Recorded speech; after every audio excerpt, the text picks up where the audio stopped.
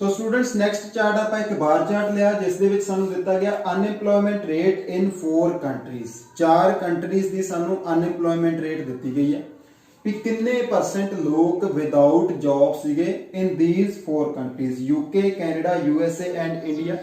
ਤੇ ਇਹ ਸਾਰੀ ਇਨਫੋਰਮੇਸ਼ਨ ਨੂੰ ਦੋ ਈਅਰ ਦਿੱਤੇ ਹੋਏ ਆ ਕਿ 2014 ਰੈੱਡ ਕਲਰ ਦੇ ਵਿੱਚ and 2018 in green colour. Means ਕੀ ਆ ਕਿ ਸਾਡਾ ਚਾਰਟ ਡਾਇਨਾਮਿਕ ਆ ਜਿਹਦੇ ਵਿੱਚ ਇਨਕਰੀਜ਼ ਡਿਕਰੀਜ਼ ਆਉਣਾ ਹੈ ਬਿਕੋਜ਼ ਮੈਂ ਤੁਹਾਨੂੰ ਆਲਰੇਡੀ ਦੱਸ ਚੁੱਕਿਆ ਕਿ ਜਿਹੜੇ ਚਾਰਟ ਦੇ ਵਿੱਚ ਇੱਕ ਤੋਂ ਜ਼ਿਆਦਾ ਈਅਰ ਦਿੱਤੇ ਹੋਣੇ ਆ ਇਨਕਰੀਜ਼ ਡਿਕਰੀਜ਼ ਹੋਣਾ ਹੀ ਹੋਣਾ ਆ। Doesn't matter what kind of chart it is ਵੀ ਕਿਸ ਤਰ੍ਹਾਂ ਦਾ ਇਹ ਚਾਰਟ ਹੈਗਾ। ਸੋ ਇਟ ਮੀਨਸ ਕੀ ਆ ਕਿ ਇਨਕਰੀਜ਼ ਡਿਕਰੀਜ਼ ਵਾਲਾ ਚਾਰਟ ਆ। ਹੁਣ ਆਪਾਂ ਦੇਖੀਏ ਕਿ ਚਾਰਟ ਨੂੰ ਲਿਖਣਾ ਕੀ, ਕਿਉਂਕਿ ਬਹੁਤ ਸਾਰੇ ਸਟੂਡੈਂਟ ਕੀ ਕਰਦੇ ਆ ਯੂਕੇ ਪਹਿਲਾਂ ਆਇਆ ਯੂਕੇ ਨੂੰ ਲਿਖਣਾ ਸਟਾਰਟ ਕਰ ਦੇਣਗੇ, ਫਿਰ ਕੈਨੇਡਾ ਆਊਗਾ, ਫਿਰ ਯੂਐਸਏ, ਫਿਰ ਇੰਡੀਆ, ਇਸ ਤਰ੍ਹਾਂ ਲਿਖਣਾ ਸਟਾਰਟ ਕਰਨਗੇ ਜੋ ਕਿ ਵਧੀਆ ਚਾਰਟ ਨਹੀਂ ਬਣ ਸਕਦਾ। ਕਿੱਦਾਂ ਲਿਖਣਾ ਆਪਾਂ ਇਨਫੋਰਮੇਸ਼ਨ ਨੂੰ, ਚਲੋ ਆਪਾਂ ਇਸ ਨੂੰ ਵੀ ਜਿੱਦਾਂ ਪਹਿਲੇ ਚਾਰਟ ਸਮਝਿਆ ਉਸ ਤਰ੍ਹਾਂ ਦੇਖਾਂਗੇ। ਸੋ ਅਗਰ ਤੁਸੀਂ ਸਾਰੇ ਹੀ ਚਾਰਟਸ ਦੇ ਵਿੱਚ ਦੇਖੀਏ ਤੇ ਪਹਿਲੀ ਜਿਹੜੀ ਚੀਜ਼ ਬਣਦੀ ਹੈ ਉਹ ਇਹ ਚੀਜ਼ ਬਣਦੀ ਆ ਕਿ ਯੂਕੇ ਐਂਡ ਯੂਐਸਏ ਕੰਪੈਰੀਜ਼ਨ ਕੀ ਬਣਦਾ ਪਿਆ ਕਿ ਯੂਕੇ ਐਂਡ ਯੂਐਸਏ ਦੇ ਵਿੱਚ ਦੋਨੋਂ ਹੀ ਈਅਰ ਦੇ ਵਿੱਚ 2014-15 2014-15 ਦੋਨੋਂ ਹੀ ਈਅਰਸ ਦੇ ਵਿੱਚ ਜਿਹੜੀ ਕਹ ਲਈਏ ਅਨਐਮਪਲੋਇਮੈਂਟ ਰੇਟ ਆ ਜ਼ਿਆਦਾ ਹੈਗੀ ਆ as compare to Canada and India. It means ਕੀ ਆ ਕਿ ਪਹਿਲੀ ਸਾਡੀ ਲਾਈਨ ਤਾਂ ਇਹੀ ਬਣ ਜਾਣੀ ਆ ਕਿ ਜਿਹੜੀ ਸਾਡੇ ਪੂਰੇ ਚਾਰਟ ਨੂੰ ਡਿਸਕ੍ਰਾਈਬ ਕਰ ਦੂਗੀ, ਜਿਹੜੀ ਆਪਾਂ ਇੱਕ ਲਾਈਨ 'ਚ ਲਿਖ ਸਕਦੇ ਕਿ ਯੂਕੇ ਐਂਡ ਯੂਐਸਏ ਦੇ ਵਿੱਚ ਜਿਹੜੀ ਅਨਐਮਪਲੋਇਮੈਂਟ ਸੀਗੀ ਉਹ ਕੈਨੇਡਾ ਐਂਡ ਇੰਡੀਆ ਦੇ ਕੰਪੈਰੀਜ਼ਨ ਜ਼ਿਆਦਾ ਸੀਗੀ। ਠੀਕ ਹੈ ਜੀ, ਪਹਿਲੀ ਲਾਈਨ ਬਣ ਗਈ। ਪਹਿਲੀ ਲਾਈਨ 'ਚ ਸਾਡਾ ਕੰਪੈਰੀਜ਼ਨ ਹੋ ਗਿਆ। ਦੂਸਰੀ ਲਾਈਨ 'ਚ ਆਪਾਂ ਦੇਖਣਾ ਟ੍ਰੈਂਡ। ਡਾਇਨਾਮਿਕ ਚਾਰਟ ਦੇ ਵਿੱਚ ਕੰਪੈਰੀਜ਼ਨ ਪਲੱਸ ਟ੍ਰੈਂਡ ਦੋਨੋਂ ਚੀਜ਼ਾਂ ਦੇਖਣੀਆਂ ਪੈਂਦੀਆਂ ਵੀ ਡਿਕਰੀਜ਼ ਇਨਕਰੀਜ਼ ਕੀ ਹੋ ਰਿਹਾ। ਪਹਿਲੀ ਲਾਈਨ ਸਾਡੀ ਕੰਪੈਰੀਜ਼ਨ ਬਣ ਗਿਆ, ਇੱਕ ਲਾਈਨ ਪੂਰਾ ਚਾਰਟ ਡਿਸਕ੍ਰਾਈਬ ਕਰਦੀ ਪਈ, ਦੂਸਰੀ ਲਾਈਨ ਨੇ ਹੋਰ ਵੀ ਐਕਸਪਲੇਨ ਕਰ ਦੇਣਾ। ਦੂਸਰੀ ਲਾਈਨ ਕੀ ਦੱਸਦੀ ਪਈ ਵੀ ਟ੍ਰੈਂਡ ਕੀ ਹੋਇਆ। ਟ੍ਰੈਂਡ ਦੇਖੀਏ ਤੇ ਆਪਾਂ ਦੇਖੀਏ ਯੂਕੇ ਦੇ ਵਿੱਚ ਵੀ 2014 ਤੋਂ ਲੈ ਕੇ 2018 ਦੇ ਵਿੱਚ ਅਨਐਮਪਲੋਇਮੈਂਟ ਰੇਟ ਗਈ ਆ, ਯੂਐਸਏ ਦੇ ਵਿੱਚ ਵੀ 2014 ਤੋਂ 2018 ਦੇ ਵਿੱਚ ਡ੍ਰੌਪ ਗਿਆ ਹੈ। ਠੀਕ ਹੈ ਜੀ, ਇੰਡੀਆ ਦੇ ਵਿੱਚ ਕੋਈ ਡ੍ਰੌਪ ਨਹੀਂ ਹੈਗਾ। ਇਟ ਮੀਨਸ ਕਿ ਸਾਡੀ ਇਨਫੋਰਮੇਸ਼ਨ ਐਨਾਲਾਈਜ਼ ਹੋਗੀ ਬਿਕੋਜ਼ ਕੈਨੇਡਾ ਦੇ ਵਿੱਚ ਟ੍ਰੈਂਡ ਜਿਹੜਾ ਆਪੋਜ਼ਿਟ ਆ ਬਿਕੋਜ਼ ਉੱਥੇ ਪਹਿਲਾਂ ਘੱਟ ਸੀਗੀ ਬਾਅਦ ਦੇ ਵਿੱਚ ਇਨਕਰੀਜ਼ ਹੋ ਗਈ ਆ। ਇਟ ਮੀਨਸ ਕੀ ਆ ਕਿ ਆਹ ਦੋ ਚੀਜ਼ਾਂ ਸਾਡੀਆਂ ਸਿਮਿਲਰ ਆ ਬਿਕੋਜ਼ ਇਹਦੇ ਵਿੱਚ ਵੀ ਅਨਐਮਪਲੋਇਮੈਂਟ ਰੇਟ ਘਟੀ, ਇਹਦੇ ਵਿੱਚ ਵੀ ਅਨਐਮਪਲੋਇਮੈਂਟ ਰੇਟ ਘਟੀ, ਇਹਦੇ ਆਪੋਜ਼ਿਟ ਟ੍ਰੈਂਡ ਹੈਗਾ ਕੈਨੇਡਾ ਦਾ। ਇਟ ਮੀਨਸ ਕੀ ਆ ਕਿ ਜਦੋਂ ਦੋ ਚੀਜ਼ਾਂ ਆਪਸ ਚ ਆਪੋਜ਼ਿਟ ਹੋ ਗਈਆਂ ਸਾਡਾ ਕਨੈਕਟਰ ਲੱਗ ਜਾਣਾ in contrast, on the contrary, on the other hand ਜਾਂ ਹਾਊਐਵਰ। ਇਸ ਤਰ੍ਹਾਂ ਦੇ ਕਨੈਕਟਰ ਆਪਾਂ ਲਗਾ ਕੇ ਸਾਡੀ ਜਿਹੜੀ ਆ ਬਹੁਤ ਵਧੀਆ ਚਾਰਟ ਲਿਖਿਆ ਜਾਣਾ। ਇੰਡੀਆ ਸਾਡਾ ਸਿਮਿਲਰ ਹੈ, ਇਹਦੇ ਵਿੱਚ ਕੋਈ ਚੇਂਜ ਨਹੀਂ ਆਇਆ। ਇਟ ਮੀਨਸ ਕੀ ਆ ਕਿ ਇਹ ਸਾਡਾ ਕੋਈ ਖਾਸ ਫੀਚਰ ਨਹੀਂ ਹੈਗਾ। ਸੋ ਇਟ ਮੀਨਸ ਕੀ ਆ ਕਿ ਸਭ ਤੋਂ ਪਹਿਲਾਂ ਸਾਡਾ ਯੂਕੇ ਐਂਡ ਯੂਐਸਏ ਲਿਖਿਆ ਜਾਊਗਾ 2014 ਦੇ ਵਿੱਚ ਵੀ ਇਹਨਾਂ ਦੇ ਵਿੱਚ ਸਿਮਿਲੈਰਿਟੀ ਕੀ ਸੀ ਕਿ ਦੋਨਾਂ ਦੀ ਜਿਹੜੀ ਅਨਐਮਪਲੋਇਮੈਂਟ ਰੇਟ ਆ ਆਲਮੋਸਟ ਸੇਮ ਸੀਗੀ। ਤੇ 2018 ਦੇ ਵਿੱਚ ਕੀ ਹੋਇਆ, 2018 ਦੇ ਵਿੱਚ ਯੂਕੇ ਦੇ ਵਿੱਚ ਵੀ ਅਨਐਮਪਲੋਇਮੈਂਟ ਰੇਟ ਘਟ ਗਈ ਆ ਐਂਡ ਯੂਐਸ ਦੇ ਵਿੱਚ ਵੀ ਅਨਐਮਪਲੋਇਮੈਂਟ ਰੇਟ ਘਟ ਗਈ ਆ। ਹਾਂ, ਇਸ ਨੂੰ ਹੋਰ ਵਧੀਆ ਤਰੀਕੇ ਨਾਲ ਐਕਸਪਲੇਨ ਕਰਨ ਤੇ ਇਹ ਚੀਜ਼ ਦੇ ਸਕਦੇ ਕਿ ਯੂਕੇ ਦੇ ਵਿੱਚ ਜਿਹੜੀ ਆ 2% ਘਟੀ ਆ ਤੇ ਘਟੀ ਯੂਐਸ ਦੇ ਵਿੱਚ ਵੀ ਆ ਬਟ 2% ਨਹੀਂ ਘਟੀ। ਇਟ ਮੀਨਸ ਕੀ ਆ ਆਪਾਂ ਕਹਿ ਸਕਦੇ ਕਿ ਯੂਕੇ ਦੀ ਜਿਹੜੀ ਅਨਐਮਪਲੋਇਮੈਂਟ ਰੇਟ ਆ ਉਹ ਜ਼ਿਆਦਾ ਸਿਗਨੀਫੀਕੈਂਟਲੀ ਡ੍ਰੌਪ ਗਈ ਆ ਐਸ ਕੰਪੇਅਰ ਟੂ ਯੂਐਸਏ। ਇਹ ਵੀ ਇੱਕ ਲਾਈਨ ਲਿਖੀ ਜਾ ਸਕਦੀ ਜੇਕਰ ਤੁਸੀਂ ਲਿਖਣਾ ਚਾਹੁੰਦੇ। ਚਲੋ ਆਪਾਂ ਦੇਖਦੇ ਵੀ ਹੁਣ ਆਪਾਂ ਲਿਖਣਾ ਕਿਸ ਤਰ੍ਹਾਂ। ਸੋ ਫਸਟ ਆਪਾਂ ਲਿਖਾਂਗੇ ਕਿ ਇਨ 2014 both UK and USA had similar percentage of people who were without jobs। ਕਿ UK and USA ਦੇ ਵਿੱਚ percentage of people ਜਿਹੜੇ ਬਿਨਾ ਜੌਬ ਸੀਗੇ ਉਹ ਸੇਮ ਸੀਗੀ। that was ਜਾਂ that is ਸੌਰੀ ਸਾਡਾ ਚਾਰਟ ਪਾਸਟ ਵਿੱਚ that was 10% each, ਦੋਨਾਂ ਦੇ ਵਿੱਚ 10% ਸੀਗੀ। however in next years ਜਾਂ within next 4 years ਕੁਝ ਵੀ ਆਪਾਂ ਲਿਖ ਸਕਦੇ ਹਾਂ both the countries experienced a drop in its unemployment rate। ਠੀਕ ਹੈ ਜੀ, ਕਿ ਦੋਨੋਂ ਹੀ ਕੰਟਰੀਜ਼ ਨੇ ਇੱਕ ਡ੍ਰੌਪ ਵਿਟਨੈਸ ਕੀਤਾ ਆਪਣੀ ਅਨਐਮਪਲੋਇਮੈਂਟ ਰੇਟ ਦੇ ਵਿੱਚ।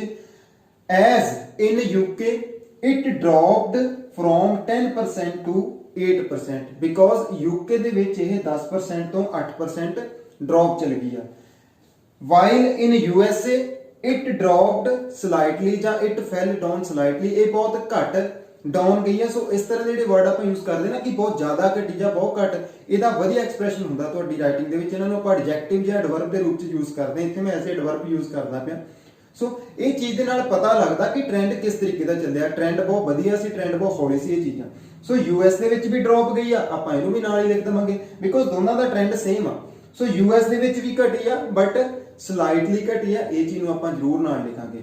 ਹੁਣ ਇਹਦੇ ਆਪੋਜ਼ਿਟ ਦੋਨਾਂ ਦੇ ਟ੍ਰੈਂਡ ਹੈਗਾ ਕੈਨੇਡਾ ਦਾ। ਹੁਣ ਜਦੋਂ ਆਪਾਂ ਕੈਨੇਡਾ ਲਿਖਣਾ, ਆਪਾਂ ਸਿੱਧਾ ਕੈਨੇਡਾ ਨਹੀਂ ਲਿਖਣਾ, ਇੱਥੇ ਕੁਝ ਇੰਟਰਸਟਿੰਗ ਲਾਈਨਾਂ ਤੁਸੀਂ ਯੂਜ਼ ਕਰ ਸਕਦੇ ਆ ਕਿ in contrast a completely opposite trend was seen, witnessed, noticed and experienced in Canada।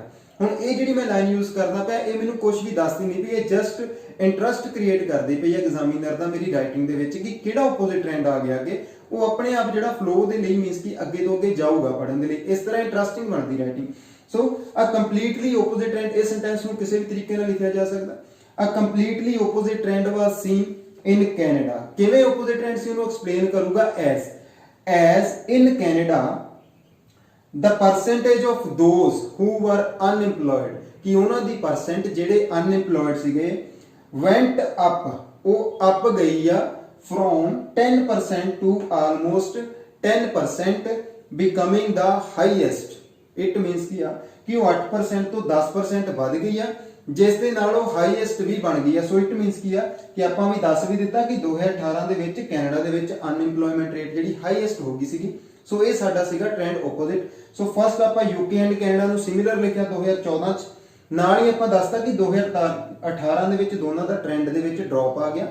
ਇਹਦੇ ਆਪੋਜ਼ਿਟ ਟ੍ਰੈਂਡ ਸੀਗਾ ਕੈਨੇਡਾ, ਦੈਨ ਆਪਾਂ ਇਨ ਕੰਟਰਾਸਟ ਲਗਾਤਾ ਤੇ ਆਪਾਂ ਲਿਖ ਦਿੱਤਾ ਕਿ ਕੈਨੇਡਾ ਦੇ ਵਿੱਚ ਇਹ ਟ੍ਰੈਂਡ ਆਪੋਜ਼ਿਟ ਸੀ ਬਿਕੋਜ਼ ਉੱਥੇ ਜਿਹੜੀ ਅਨਇੰਪਲੋਇਮੈਂਟ ਰੇਟ ਆ ਉਹ ਇਨਕਰੀਜ਼ ਹੋ ਗਈ ਸੀਗੀ। ਪੜ੍ਹਨੇ ਵਾਲੇ ਦਾ ਇੰਟਰਸਟ ਕ੍ਰੀਏਟ ਹੋਊਗਾ ਕਿ ਆਪਾਂ ਕਿਸ ਤਰ੍ਹਾਂ ਇਨਫੋਰਮੇਸ਼ਨ ਨੂੰ ਐਨਾਲਾਈਜ਼ ਕੀਤਾ। ਹੁਣ ਇੰਡੀਆ ਦੇ ਵਿੱਚ ਕੋਈ ਵੀ ਚੇਂਜ ਨਹੀਂ ਆਇਆ। ਇਟ ਮੀਨਸ ਕਿ ਇਸ ਇਨਫੋਰਮੇਸ਼ਨ ਦੇ ਵਿੱਚ ਕੋਈ ਖਾਸ ਟ੍ਰੈਂਡ ਨਹੀਂ ਸੀਗਾ, ਇਸ ਕਰਕੇ ਮੈਂ ਐਂਡ 'ਚ ਲੈ ਕੇ ਜਾਊਂਗਾ, ਨਾ ਕਿ ਕਦੀ ਪਹਿਲਾਂ ਲਿਖੂੰਗਾ।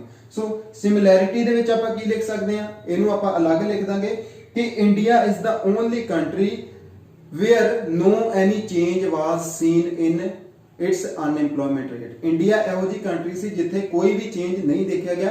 ਹੁਣ ਇਸ ਲਾਈਨ ਦੇ ਨਾਲ ਵੀ ਇੰਟਰਸਟਿੰਗ ਬਣਨੀ ਹੈ ਰਾਈਟਿੰਗ, ਕਿਉਂਕਿ ਹਲੇ ਤੱਕ ਮੈਂ ਡਾਟਾ ਨਹੀਂ ਦਿੱਤਾ, ਜਸਟ ਇੰਟਰਸਟ ਕ੍ਰੀਏਟ ਕੀਤਾ। ਸੋ ਇੰਡੀਆ ਦੇ ਵਿੱਚ ਕੋਈ ਵੀ ਚੇਂਜ ਨਹੀਂ ਦੇਖਿਆ ਗਿਆ ਤੇ ਉਹਨੂੰ ਆਪਾਂ ਐਕਸਪਲੇਨ ਵੀ ਕਰਾਵਾਂਗੇ। ਤਾਂ ਕੀ ਲਿਖਾਂਗੇ, as in India the unemployment rate was 10% in both the years। ਸੋ ਦੋਨੋਂ ਈਅਰਸ ਦੇ ਵਿੱਚ ਇੰਡੀਆ ਦੇ ਵਿੱਚ ਅਨਇੰਪਲੋਇਮੈਂਟ ਜਿਹੜੀ 8% ਸੀਗੀ। ਸੋ ਇਟ ਮੀਨਸ ਕੀ ਆ, ਇਸ ਤਰ੍ਹਾਂ ਆਪਾਂ ਇਨਫੋਰਮੇਸ਼ਨ ਨੂੰ ਐਨਾਲਾਈਜ਼ ਕਰਨਾ ਹੈ। ਹੋਪ ਆ ਕਿ ਤੁਹਾਨੂੰ ਵੀਡੀਓ ਚੰਗੀ ਲੱਗੀ ਹੋਊਗੀ। ਸੋ ਜਦੋਂ ਵੀ ਇਨਫੋਰਮੇਸ਼ਨ ਲਿਖਦੇ ਇਸ ਚੀਜ਼ ਦਾ ਧਿਆਨ ਰੱਖਣਾ ਕਿ ਆਪਾਂ ਕਿਹੜੀ ਇਨਫੋਰਮੇਸ਼ਨ ਨੂੰ ਕਿੱਥੇ ਲਿਖਣਾ। ਹੁਣ ਆਪਾਂ ਇਸ ਤਰ੍ਹਾਂ ਨਹੀਂ ਕਰਾਂਗੇ ਕਿ ਯੂਕੇ ਪਹਿਲਾਂ ਲਿਖ ਦਾਂਗੇ, ਕੈਨੇਡਾ, USA, ਇੰਡੀਆ। ਪੜ੍ਹਨੇ ਵਾਲੇ ਨੂੰ ਕੋਈ ਮਜ਼ਾ ਨਹੀਂ ਆਉਣਾ ਤੁਹਾਡੀ ਰਾਈਟਿੰਗ ਪੜ੍ਹਨ ਦੇ ਵਿੱਚ, ਫਲੋ ਵੀ ਨਹੀਂ ਬਣਨਾ। ਔਰ ਜਦੋਂ ਫਲੋ ਨਹੀਂ ਹੈਗਾ, ਕੰਪੈਰੀਜ਼ਨ ਨਹੀਂ ਹੈਗਾ, ਤੁਹਾਨੂੰ ਸਕੋਰ ਵੀ ਵਧੀਆ ਨਹੀਂ ਮਿਲਣਾ। ਸੋ ਇਟ ਮੀਨਸ ਕੀ ਆ ਕਿ ਆਪਾਂ ਸਭ ਤੋਂ ਪਹਿਲਾਂ ਦੇਖਣਾ ਹਾਈਐਸਟ, ਕਿਉਂਕਿ 2 ਈਅਰ ਦਿੱਤੇ ਆ। ਮੈਂ ਪਹਿਲਾਂ ਵਾਲਾ ਈਅਰ ਪਹਿਲਾਂ ਦੇਖਿਆ, ਸਭ ਤੋਂ ਜ਼ਿਆਦਾ ਯੂਕੇ ਐਂਡ US ਦੇ ਵਿੱਚ ਸੀਗੀ। ਉਸ ਤੋਂ ਬਾਅਦ ਅਗਲੇ ਸਾਲ ਦੇ ਵਿੱਚ ਇਹਨਾਂ ਦੋਨਾਂ ਨੂੰ ਦੱਸ ਦਿੱਤਾ ਕਿ ਇਹਨਾਂ ਦੇ ਵਿੱਚ ਡ੍ਰੌਪ ਆ ਗਿਆ। ਇਹਦੇ ਆਪੋਜ਼ਿਟ ਟ੍ਰੈਂਡ ਸੀ ਕੈਨੇਡਾ ਦੇ ਵਿੱਚ ਇਨਕਰੀਜ਼ ਆ ਗਿਆ। ਇਹਨਾਂ ਦੇ ਨਾਲ ਇਹਨੂੰ ਕੰਪੇਅਰ ਕਰ ਦਿੱਤਾ ਤਿੰਨਾਂ ਨੂੰ। ਇੰਡੀਆ ਦੇ ਵਿੱਚ ਇਹਨਾਂ ਨਾਲੋਂ ਕੋਈ ਖਾਸ ਸਿਮਿਲੈਰਿਟੀ ਨਹੀਂ ਸੀ। ਇੰਡੀਆ ਆਪਣੇ ਆਪ ਦੇ ਵਿੱਚ ਸਾਰਿਆਂ ਤੋਂ ਵੱਖਰਾ ਬਿਕੋਜ਼ ਉੱਥੇ ਸਿਮਿਲੈਰਿਟੀ ਸੀਗੀ। ਸੋ ਇਸ ਚੀਜ਼ ਨੂੰ ਮੈਂ ਐਂਡ 'ਚ ਲੈ ਆਇਆ। ਸੋ ਫਸਟ ਮੇਰਾ ਪਹਿਲਾ ਸੈਂਟੈਂਸ ਇਹਨਾਂ ਦੇ ਬਣਨੇ, ਦੈਨ ਇਨ ਕੰਟਰਾਸਟ ਲਾ ਕੇ ਆ sentence, and after that in the and India ਵਾਲਾ ਸੈਂਟੈਂਸ। ਹੋਪ ਆ ਕਿ ਤੁਹਾਨੂੰ ਵੀਡੀਓ ਵਧੀਆ ਲੱਗੀ ਹੋਊਗੀ। ਔਰ ਜਿਹੜੇ ਮੈਂ ਕੁਝ ਇੰਟਰਸਟਿੰਗ ਸੈਂਟੈਂਸ ਬੋਲਦਾ ਇਹ ਕਿਸ ਤਰ੍ਹਾਂ ਲਿਖਣੇ ਇਹਦੀ ਤੁਹਾਨੂੰ ਮੈਂ ਨੈਕਸਟ ਵੀਡੀਓ ਦੇ ਵਿੱਚ ਜ਼ਰੂਰ ਦੱਸੂਗਾ। ਅਗਰ ਵੀਡੀਓ ਚੰਗੀ ਲੱਗੀ ਹੈ ਤੇ ਚੈਨਲ ਨੂੰ ਲਾਈਕ ਕਰ ਲਿਓ, ਸਬਸਕ੍ਰਾਈਬ ਕਰ ਦਿਓ ਐਂਡ ਸ਼ੇਅਰ ਵੀ ਕਰ ਦਿਓ ਵੀਡੀਓ ਨੂੰ। ਤੇ ਤੁਸੀਂ ਆਪਣੇ ਟੌਪਿਕਸ ਵੀ ਦੱਸ ਸਕਦੇ ਕਿ ਤੁਹਾਨੂੰ ਕਿਸ ਟੌਪਿਕ ਤੇ ਨੈਕਸਟ ਵੀਡੀਓ ਚਾਹੀਦੀ ਹੈ, ਤਾਂ ਕਿ ਮੈਂ ਉਸੇ ਟੌਪਿਕ ਤੇ ਹੀ ਵੀਡੀਓ